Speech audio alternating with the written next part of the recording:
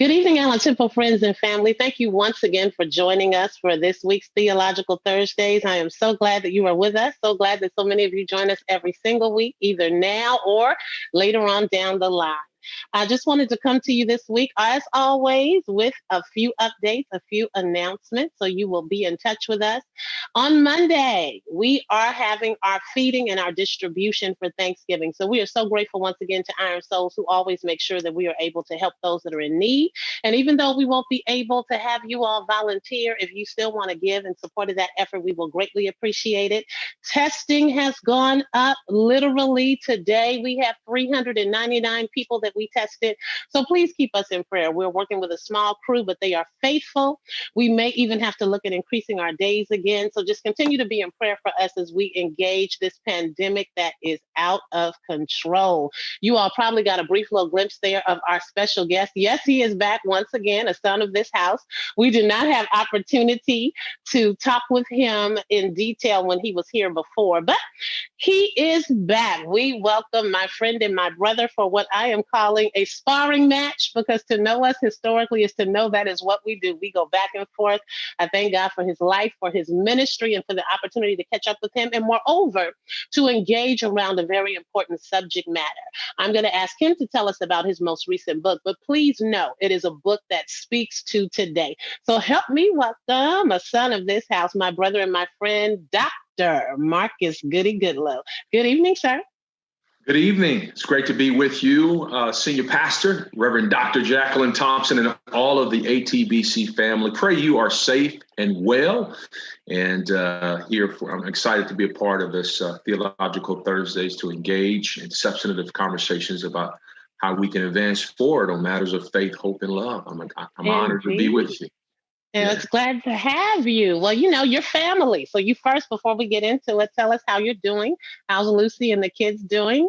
Well, we're good. We're good. The young adults, as we call them around here, Hannah Marie is all of 18. We'll, in fact, go get her tomorrow morning early from Westmont in Santa Barbara College there, and we'll bring her back here in Los Angeles. And then Josh, as we speak, is in class or doing some materials for class this evening. And then my wife Lucy is beautiful as ever. 23 years. Wow. We got coming up this daughter of the house. She was a daughter of the house before I was a son of the house, as you know. And 23 years coming this December 21st. 23 years. Congratulations on 23 years. That's good to hear. Good to hear. Now tell us, academically, you've gotten a Ph.D., you've written a book. So tell us about that. Senior fellow, Dallas Baptist University. Yeah, I've written a couple of books, actually, but I graduated from Dallas Baptist University some years ago now, 2010, give or take, and been just a whirlwind. So honored to be a part of that great institution, and was the first African-American to graduate from there with a Ph.D., a great honor, and have a scholarship there in my name. And so I want to give a shameless plug there for people to support that. It's in my name, and we're just trying to actually help people of color, minority students, further their educational goals. But graduated from there some years ago, and I studied basically what is known as social movement theory, as you know, but specifically I studied the life and the leadership of the Reverend Dr. Martin Luther King Jr. as it relates to his leadership and influence with athletes and entertainers. So that's actually what my dissertation was in. And being a King scholar, it's been really a lifelong journey, even before formal academia. I was growing up in South Central LA in Compton, and I remember as a young boy listening to these things called, your younger generation may not know this, but they're called cassette tapes. And back in the day, 35 years ago, you could send off for Dr. King's speeches through the SCLC. You filled out a little card, you checked the boxes, which speech you wanted, why I oppose the war of Vietnam, sleeping through a revolution, a knock at midnight, I have a dream, what have you. And they would send you the tapes. You pay, I remember going to get my little money order, didn't have a checking account. I remember going to the little Western Union, getting the money order, sending it off, my little Sony Walkman back in the day. And I remember listening to Dr. King speak. And when I tell you these speeches were raw, unedited, I mean, you could hear the the coughing in the background, and you could actually hear the person hitting record. It was raw, but it was some of the best proclamation, preaching, teaching. And so although I never met him, I've met Dr. King when I was a young boy, listening to his voice, listening to his words. They moved me, they inspired me. Yep, I had Run DMC, Grandmaster Flash, and the Furious Five. I had that in one ear, but I had MLK in the other ear, and he was pushing me forward, even as a young person. Well, that is a perfect segue, because that's part of the reason why I wanted you on tonight, was to discuss your study, your work, your opinions around the work, the ministry, the theology specifically of Reverend Dr. Martin Luther King Jr. And so, given all the times that we have been living in, the title of this segment, this conversation, is Escaping the Nightmare, Embracing the Dream. And so you came to us as our special guest for our church anniversary, and the people were quite surprised and very pleased, and preached a very prophetic message that referenced the times that we are living in. And so now, post-election, now that we've kind of gotten over that hurdle, possibly, right? So there's still some resistance, still some things, they're going to try and snatch it back. January 5th. Right, we are praying for that day. So give us a synopsis. I want to know specifically what brought you to that message, to that place where you were. For those who heard you preach, who know you're preaching, it was a different place. How'd you get there? Different place, Psalm 90 is the text that I used to speak when I was back home at Allen Temple just a few weeks ago. And really that message had been on my heart for some time, just as we look at the lay of the land, the sort of the makeup of everything, how everything is was unfolding, still unfolding in our day and times in which we live in. Just felt like I wanted to speak to the now, but also to speak to the not yet. That psalm is the oldest psalm written by Moses, this lawgiver, this priest, this murderer, this prince of Egypt, who over the span of his life faced extraordinary challenges, living in bondage, on the run, leading a massive amount of people from extreme and turbulent times and contexts, confronting a Pharaoh.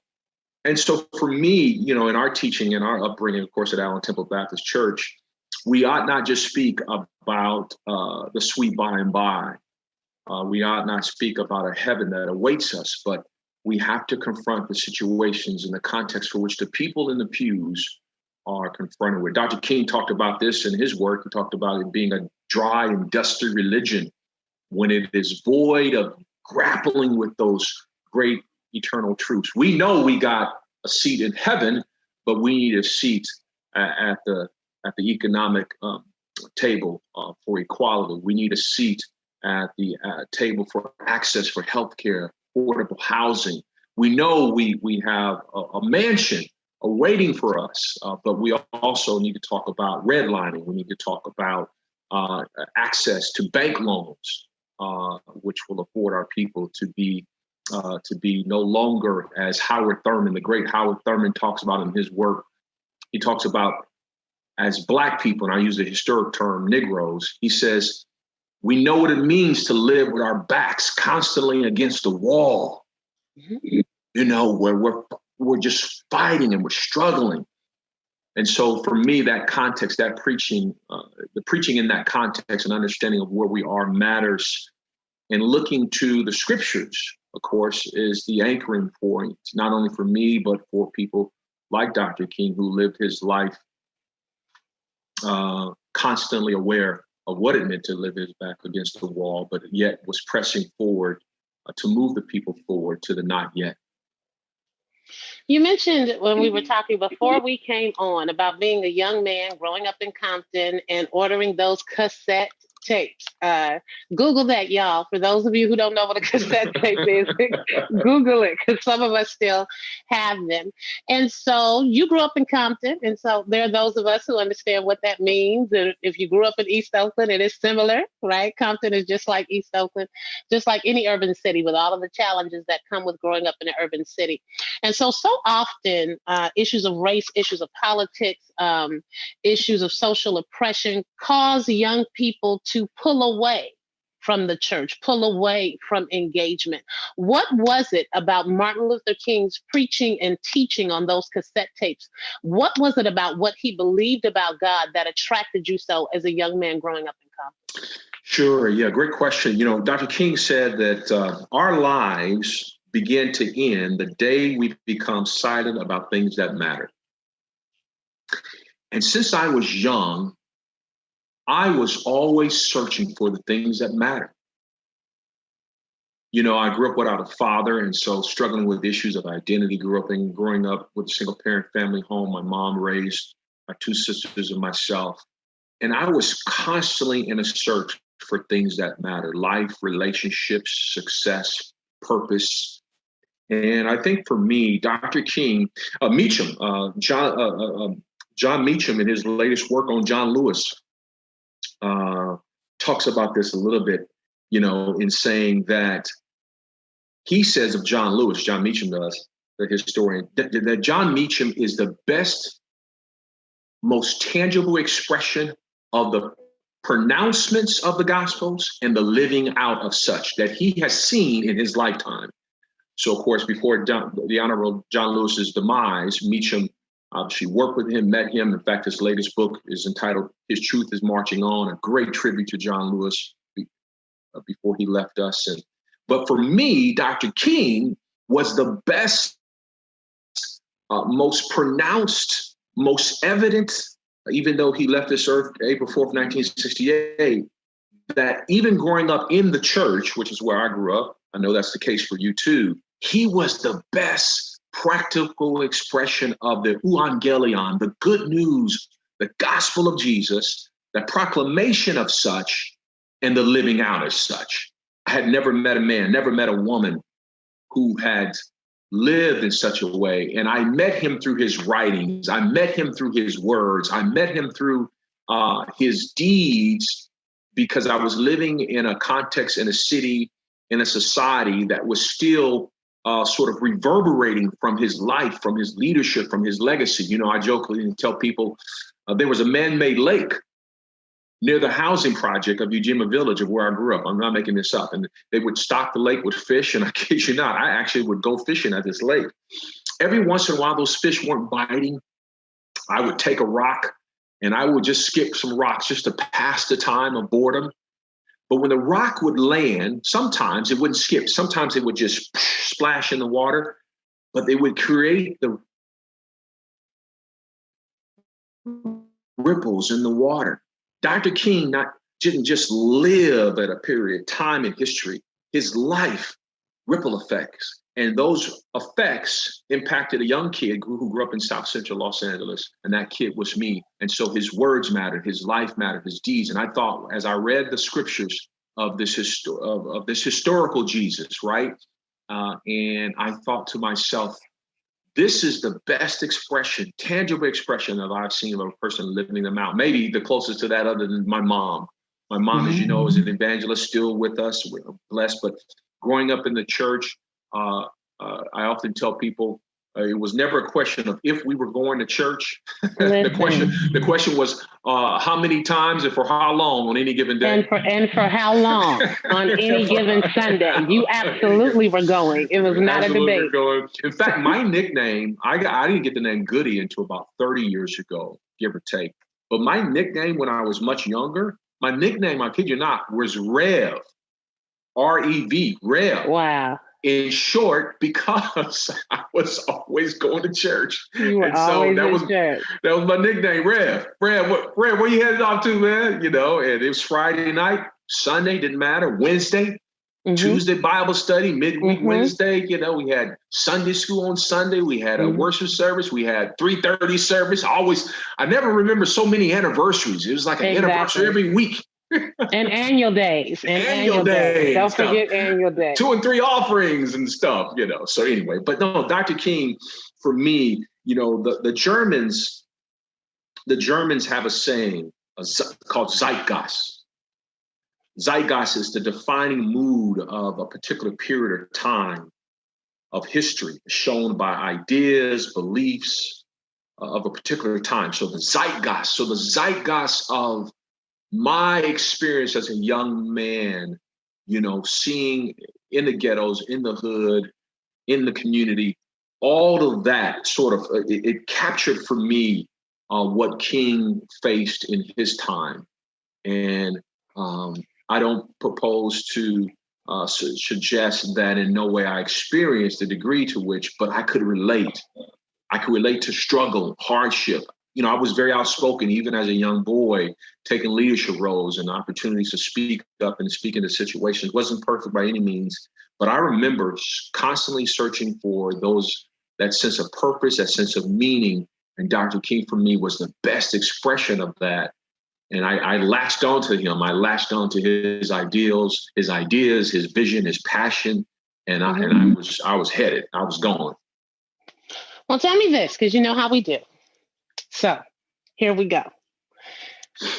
James Baldwin said to be relatively conscious, right?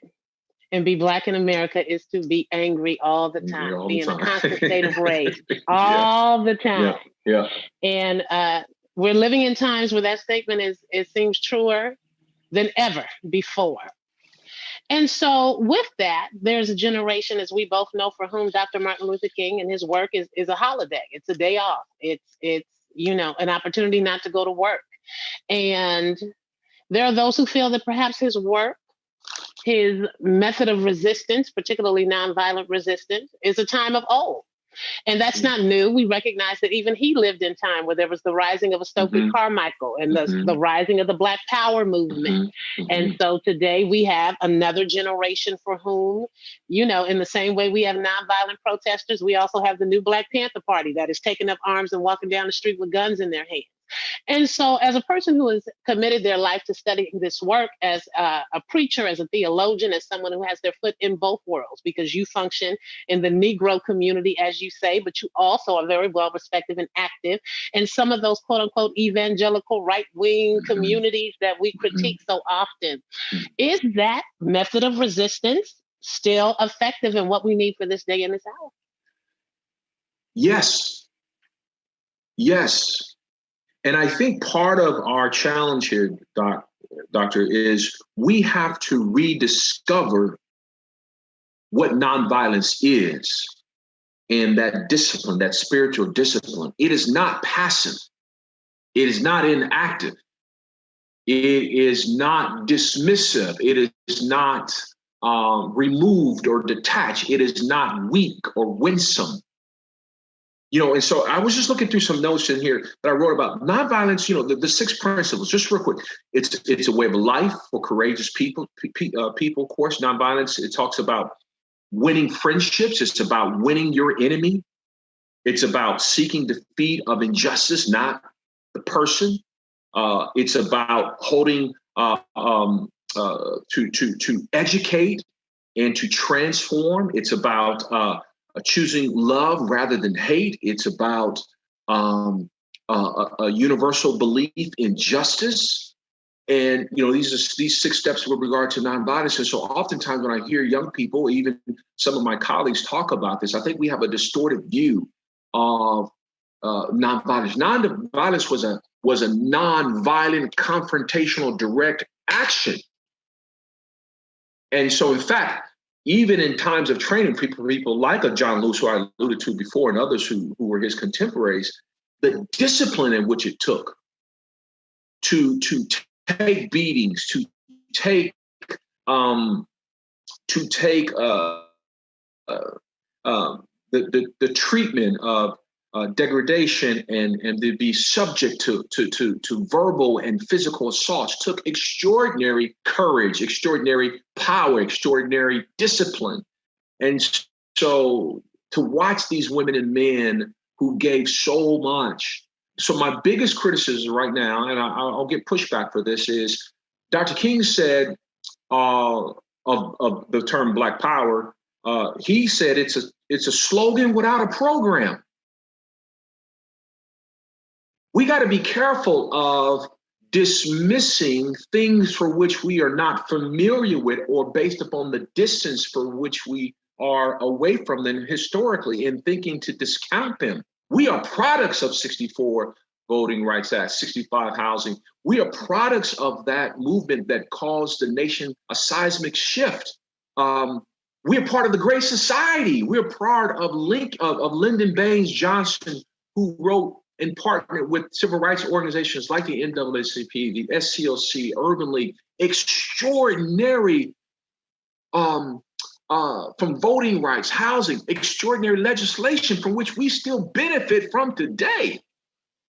And so what I say is, game on, you got to show me something. Now, I think this election is a great start. I think this election, we saw record numbers, upwards of 17 million new voters, people who had never voted before. We know that the president-elect got the largest percent of those new votes that had never gone to the polls before. You know, African Americans, Black women showed up in great numbers. But, you know, we have this give and take, these 2 steps forward and 2 steps back. You know, in 2016, 1.7 million of our African American people stayed at home. Hillary Clinton lost 3 states by a total of 70,000 votes. That blue wall, less than 1% in terms of their electoral college in each of those states. And so for me, I say, let's be not too quick to, let's build upon what King has done, what John Lewis has done, Fannie Lou Hamer, Abraham Herschel, Rabbi, others who have served in that movement, C.T. Vivian. Let's build upon that. Let's not discount that. We stand on their shoulders. There are tangible results from their actions, from that, give or take 11 to 12 years of struggle, of strife that they brought us to this moment.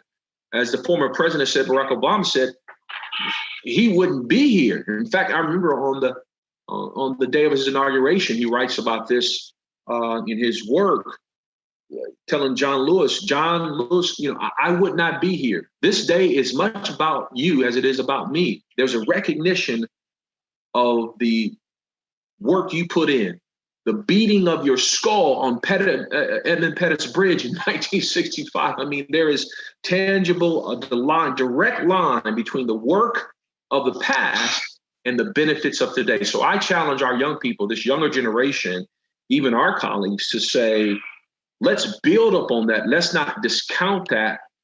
Just because you're not familiar with that doesn't mean it wasn't meaningful, doesn't mean it wasn't impactful, doesn't mean it didn't bring about a change. Does that make sense? Several touch points. Yeah, I know. Absolutely. Several touch points. So first, you know, you are going to get pushback on the Black Power movement, because right here in Oakland, California, in the building where we reside, Allen Temple Baptist Church was given to us by who? The Black Panther Party. We know that the Black Panther Party was responsible for free meals in schools today. Yes. So Oakland, Black Panther, Black Power, you all know I'm going to stand up for that. He knows I'm going to stand up for that. I know. So you are going to get some pushback there. But I do understand exactly what you're saying. And we also recognize that all violence is not physical. That even though when we talk about King, we see the dogs, we see the beatings, we see the batons, but there is systemic violence that takes place through legislation. We understand that. And we understand we have to engage at that level. But when you just mentioned the beating of John Lewis's skull, it brought me back to what I'm hoping you can shed some light on is Martin Luther King's time in India, because he said that it was the time that he spent in India that convinced him deeply that nonviolence resistance as a method of resistance was the way to go. And so, you know, historically, Negro people and, you know, white folk as well, we're very Jesus oriented, right? We love Jesus. That's it. The idea that he was heavily influenced by persons who were not traditional straight ahead biblicists, you know, the word only, Jesus only, the blood, you know, still works, but that you can be in relationship with someone who believes differently than you, and that their understanding of humanity, their understanding of theology can influence the work that you've been called to do. Yeah. Of course, you know, Dr. King's trip there in India in 1959, spent the better part of almost 30 days there, being influenced and impacted by Mahatma Gandhi's teachings, those who were his disciples, if you will. Of course, Gandhi had long had been killed by the time King gets there. But I think that was a transformational moment. Obviously, hearing of Gandhi's work even prior to, when Dr. King was in school, from the likes of a Thurman and others who had spoken to him about this man and his life.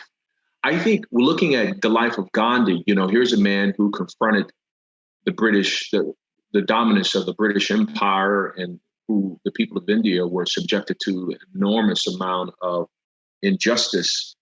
And for him, as well as for King, some of this, I think we have a tendency to over-spiritualize it. Some of it was just from a practical standpoint. What were the other options? Dr. King talked about this. He said, and I use a historic term, he said the Negro at that time represented less than 11.5–12% of the population. It would be suicide, paraphrasing his speech, Dr. King's speech, to revolt in violence, to take up arms to try to win our freedom or win our justice or win our equality. The same was true under India with regard to the British rule in that empire. And so this idea of us taking up arms for Dr. King, there was this spiritual, this sense of divine calling for which he felt compelled to discipline his life in such a way. But there was also this practical aspect of it. And so thus that goes into this idea of what Dr. King called a coalition of conscience. Dr. King believed that there were people of goodwill who were not Black, who were just as outraged at seeing those images of young teenage boys and girls being hosed down, dogs being sicked up on them, and whatnot. And so that goes to the issue of for which Dr. King, and John Lewis, for that matter, when you have expressions like Black Power, and more specifically Stokely Carmichael, who actually called for white, non-African American people to no longer be a part of this movement, basically said, hey, we're good. We got this. We're going to take care of this ourselves. In King's word, what strange sounds I heard coming. In other words, King realized we can't advance the ball. We couldn't have advanced the ball to this point without that coalition of conscience. We need white, Black, progressive, gay, straight, young, old. We need people in Middle America, Kansas, as well as California, as well as those in Atlanta, Georgia, to help advance this ball of equality and justice. And we cannot do this ourselves. And so we need that coalition. We need that sense of collectivism to sort of marshal what King called, or to confront what King called these three evil triplets. Yes. Militarism, racism, and materialism. And poverty, poverty. Materialism does poverty. Black people cannot do that on our own. And that's still my belief today. Look at the election. African Americans showed up in great numbers. But having said that too, don't get it twisted, there were some incredible strides we made within the electorate across a number of different lines, including young people, 18 to 25 years old, including white young people who went to the polls. We know that suburban communities, specifically white women and others in those communities, those numbers increased some within the support of the president-elect. And so look at the work that Stacey Abrams was able to do, lost Georgia gubernatorial by less than 60,000 votes. Them ain't all Black votes. She was able to do an extraordinary coalition. She registered, it is believed, upwards of 700,000 new voters. Mm-hmm. That's a lot of new voters. That's a lot of new voters. As I talked to some people on the ground, as I looked at some of the reports coming out of the places in the South, Arizona is another example. Mm-hmm. We flipped Arizona blue, and the Hispanic population, not the Cuban, but the Hispanic population, Latino population, helped to push Arizona for only the second time in the last 30 years, won by a Democrat. And so perfect segue. Stop right there, because I'm going to ask you to segue into something else, because the direction that you're going leads into King's concept of beloved community. Yes. And there are those who believe that part of the reason it's been so difficult to achieve is because we don't really know what it is.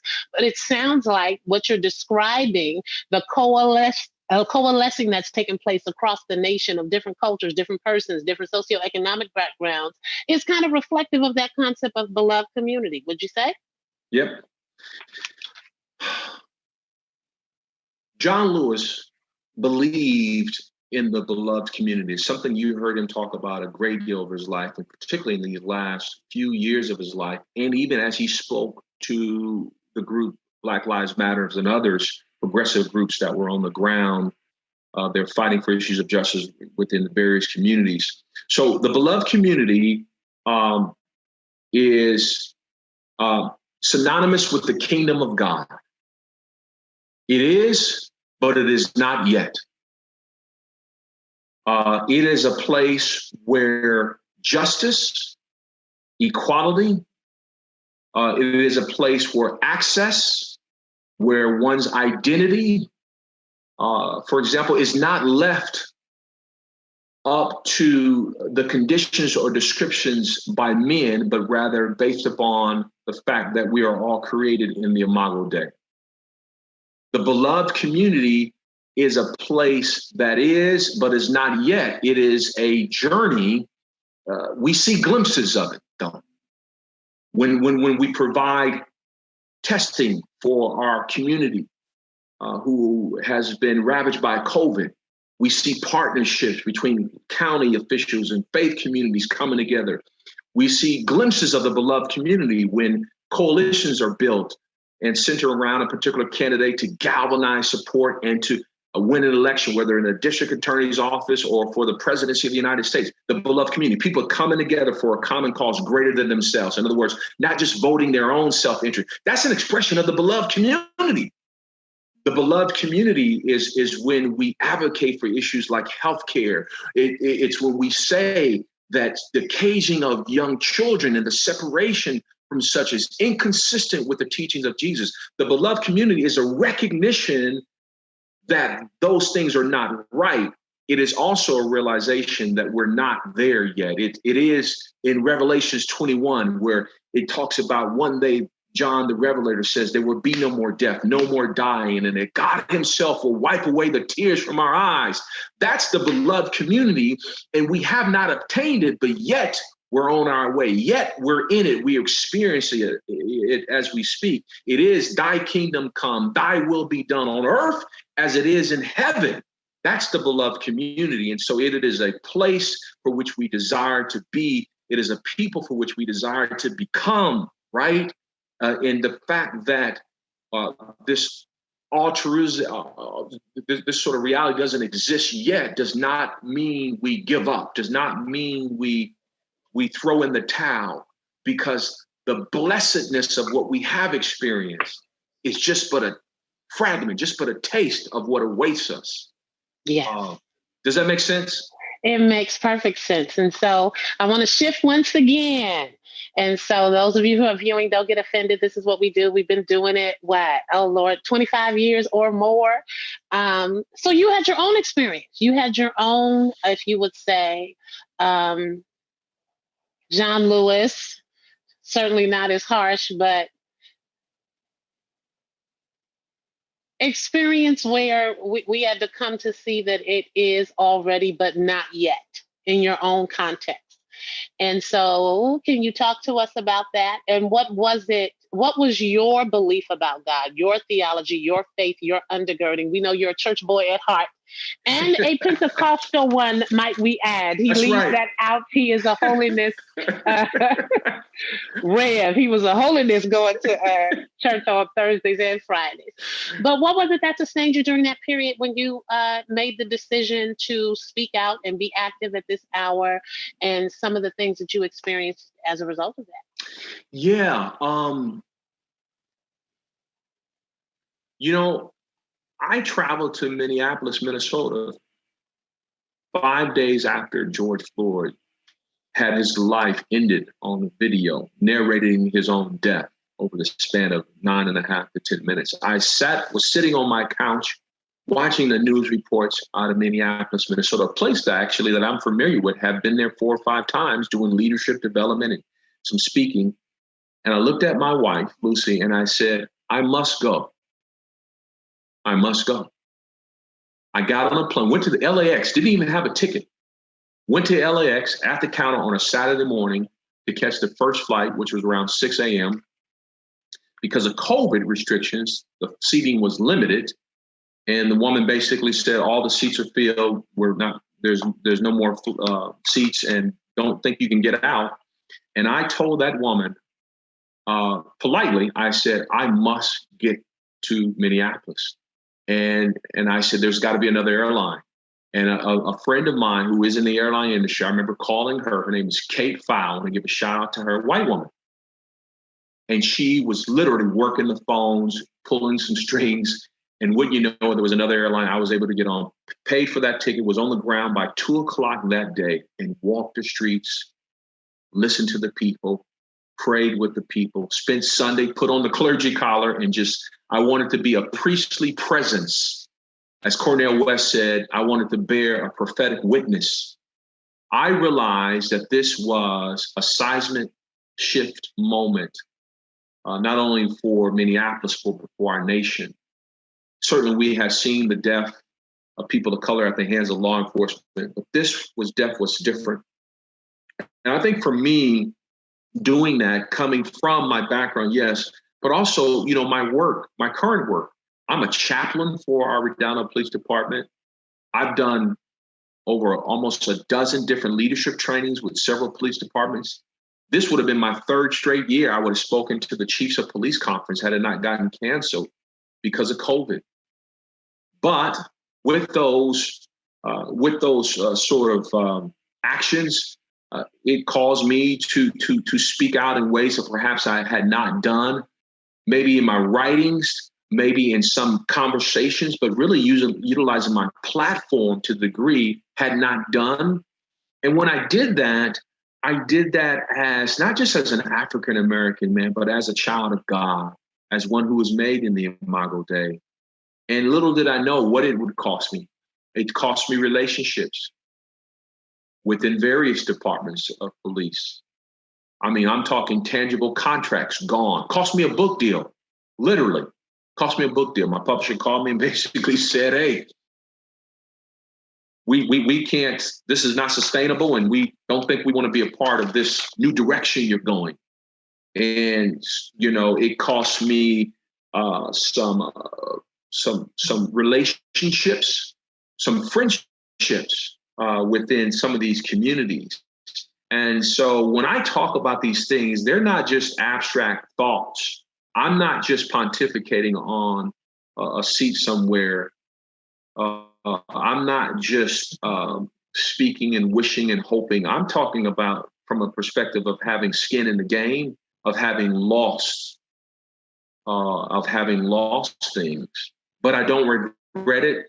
I don't regret it.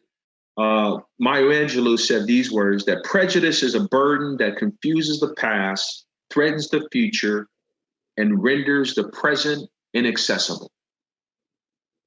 John Kennedy said in his speech in 1963, this issue of racism, it's as old as the scriptures and as clear as the Constitution.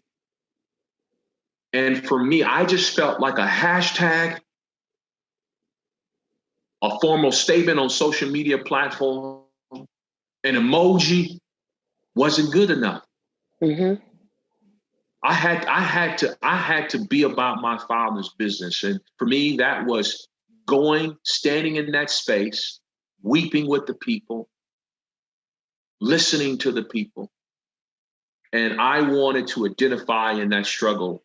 I wanted to stand in that space. I wanted to smell that air. I wanted to touch the people.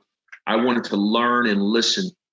It was not my Edmund Pettus Bridge moment, because I had no violence directed towards me, but yet the moment was violent. Mm-hmm. It was a disturbing violence in the conscience of the nation that caused shock and awe. And so what has sustained you? What has sustained you? What is it that you believe about God that has kept you throughout all of this? What is basically backlash and loss for taking a stand, which is something that we don't really we don't concentrate too heavily on, I would say, in Western Christianity, because we're blessed, right, compared to other nations. So what has kept you? Dr. King said, oftentimes the path to freedom would carry you through a prison. What has kept me is a recognition that being in prison, being denied, losing things, losing relationships, losing people, resources, money, whatever, that's part of the journey to freedom. That can be no reward of a crown without a cross, right? There can be, Jesus had to go, as we heard from Reverend Barber, he had to go to Calvary. Jesus says, if thou be willing, Lord, allow this cup for me. Nevertheless, I think it was the nevertheless spirit and attitude that the Holy Spirit gave me, recognizing that this was the way in which I had to go. I'm not saying it was easy, not saying it was felt good. I'm still mourning. Some of those relationships, they're 3+ years in those relationships. I've cried with those women and men in some of those law enforcement departments. I've vacationed with them, talked with them, and we've had some great debates and struggles with them over those years. Baptized some of their children, literally. Fed some of them for 9/11 events. Created programming and recognition events, including the MLK program, a big event we did with hundreds of people show. I mean, these are relationships I've had here. And to have those, so what has kept me, though, has been, this idea of it's part of the journey. It is, I recognize it in Bonhoeffer's word, there is no such thing as cheap grace, that we all have a cross to bear, that for me, a recognition of, Dr. King said these words, there can be no great disappointment where there is no great love. I have been greatly disappointed in the church, the evangelical church specifically, and some members of the law enforcement community who have turned their back on me. But I love them. I love them. That disappointment comes from an immense depth of love. It's the basis of Dr. King's writing to those 8 clergymen from the Birmingham jail. He talks about that. He talks about these brothers who he thought would be some of the biggest supporters and advocates of these issues because they had this universal thread, this thing called grace, connecting them, the grace given to them by our Creator. And so I'm optimistic yet, though. I'm believing in redemption. I'm believing in reconciliation, but I'm not persuaded to stop. I'm not deterred. I'm not inhibited. In fact, I'm committed to press on. I think even, our connecting here and obviously being a part back at ATBC helps to give me fuel to carry on. In the words of Carlton Pearson, to keep on keeping on. Indeed is what we must do. Well, help some of the people that'll be watching tonight, because it is suffering is a part of the Christian journey, right? There's no guarantee of what we're going to experience, and yet we still believe. But some of us struggle to yet love. And we know love was at the basis of Dr. King's work. There are many Christian people who believe, you know what? Let's go for self. Let's go back and revisit Marcus Garvey. Let's cut everybody who don't look like us. If you can't use our comb, go home, right? So that's the idea. Listen, as they say, we have to tell it how it is. And so help those who might be viewing who are struggling with love in their heart for those 74 million. Yeah. Right? We have to be honest. Yes, it was a huge election, but literally 74 million of them voted. 8 million. He gained 8 million. Exactly. And you are telling me to love what? We want his wife to leave him. We want a whole bunch of stuff, and love may not be on the list. And yet we love God and we serve. So what words do you offer to help people get there? So, for me, I think of Dr. King, he said that I have decided to stick with love. Hate is too great of a burden. to bear it. He talks about love being the only force capable of transforming an enemy into a friend. Jesus talks about this issue of love. How can we say we love a God whom we have not seen, but yet, we hate our brother? And so for me, speaking specifically those who have professed to be followers of the teachings of Jesus, even disciples of King's teachings, the antithesis of love is hate. And to allow yourself to walk down that path and to take up practical expressions of such would be inconsistent with the teachings of Jesus and, of course, the life and the teachings of Dr. Martin Luther King Jr. And so what I would say is resist that oftentimes we look out there to try to identify things that need to change. These 71 million people have brought me to this moment of such where I'm hateful towards them. And what I would say is, let's start not with the 71 million, let's start with the one. The one being you, the one being me, and recognize, listen, that the attitude and the posture I have towards individuals, disagreeing on policy, yes, disagreeing for issues of injustice and inequality, yes, but I dare not become wicked in my spirit, in my words, in my actions. Dare I destroy my witness, ultimately in pointing people to the person of Jesus. Cornel West says that justice is what love looks like in public. And so I want to be mindful of that. I've just sort of determined in my life that for every person that I come across who I think may have voted for the person who I didn't vote for, I just soon as believe maybe I can convert them, get them to see it from my perspective. And that's not to say we reject and we hate the idea of 622 children being separated from their parents, or issues of just injustice happening in our court systems. That's not to say we don't reject those things. That's not to say we don't push back on those things. But it is to say that at the end of the day, Jesus died. Jesus died for them. His mercy reigns on the just as well as the unjust.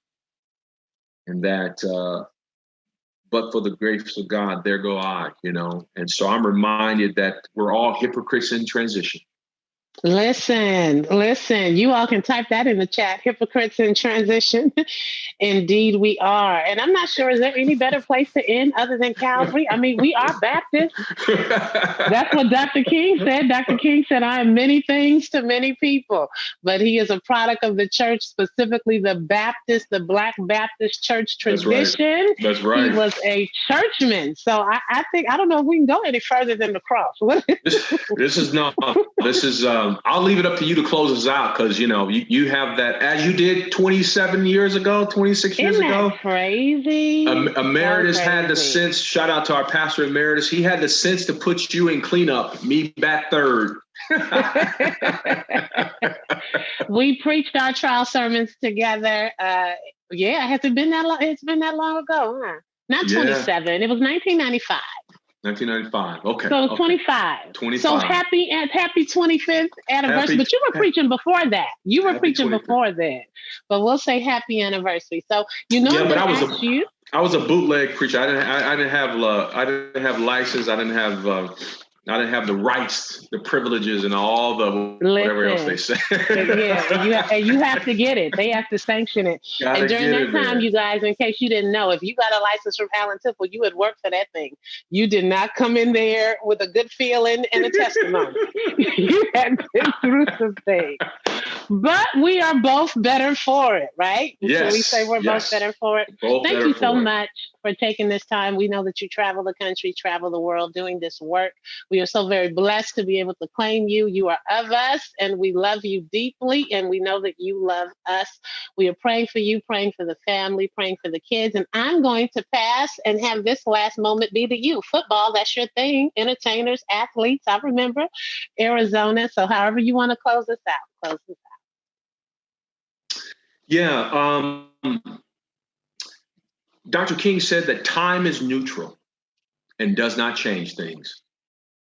Instead, people change things. That there is this idea of things we don't control, our birth date and our death date. But we do control the dash, what happens in between. That time in between is decisions, is actions, is things we accept, things we reject, things we push back, things we champion, things we celebrate, things we scorn, things we love, things we hate, things we desire, things we believe in, things we hope in. And so my challenge for all of us tonight would be to be mindful of the time, that the brevity of it, right? The scripture says life is but a vapor. And Ephesians says we're here to do good works. And so don't get it twisted. Don't think that because of the elapse of time, we're doing what needs to be done. We need to be about our Father's business. In fact, lastly, the only snapshot, the last snapshot we have of Jesus's teenage years, when he's found after several days from being separated from his parents, he's in the temple, engaging people in the scriptures, and the people were amazed. And it says in verse 52, and Jesus grew in wisdom, stature, and favor with God and man. But I love what Jesus, when he responds to his parents, he says, did not you know I had to be about my Father's business? And so I want ATBC, everyone joining us tonight, to be about our Father's business. Don't allow the elapse of time to confuse things, to thinking we're taking care of business. And that's my charge and challenge. Also, anything that I've said tonight that you totally disagree with, do not email me, don't text me, don't call me, Because we will. No. I want you to reach out to your senior pastor. She has the title. I'm just a journeyman. I'm on my way. I'm shaking the dust off of my feet. I'm on my way. Alan Temple knows they do not write me because they know I write back. I do. Yes, I do. I answer emails and phone calls. Thank you so very, very much. I'm going to ask you to do one thing after we close out. Thank you all for joining us tonight. We're always blessed to come to you in this format. We had no idea that it was going to be this long, and yet I'm still grateful for technology and the ability to connect. This is going to be the Theological Thursdays, I believe, that we do before Thanksgiving. And so I'm going to challenge you that after everything that we've been through, all the hard work, all the championing, all the lobbying, all of the testing, that we find something to be grateful for. It's difficult, and I recognize that there are those of you who are having hard times, but I promise you there is power in gratitude. If you can find just one thing to say, God, I thank you for. Thank you that I have a Facebook account. It can even be as simple as that. Or I have internet to be able to have this experience. But I want you all to know from my heart to yours that I am deeply, deeply grateful for you. Grateful for your love, for your support, for your prayers, for your encouragement, for all of the cards that you send me, for all of the little notes of, hang in there, Pastor, we're with you. I thank you and I love you deeply. And Reverend Dr. Goodloe, pray for us. Let's pray. God, thank you so much for this evening and for the time that you've given us to reason together, to struggle together, to pray together, to contemplate together. And God, we're mindful of your grace towards us. Help us to walk in it. God, as we prepare for a season of Thanksgiving like no other, we're mindful of over 250,000 people who have left this earth, over 11 million people impacted specifically by this virus.